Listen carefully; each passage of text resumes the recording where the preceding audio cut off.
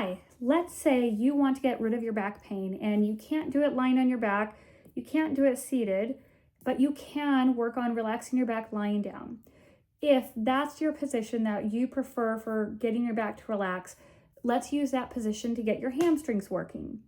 Now, when you're lying on your side, you want to make sure your head is supported with a pillow, hips and knees at 90 degrees. So that way we're working on getting your tailbone tucked under, and this is the position that you use to relax your back.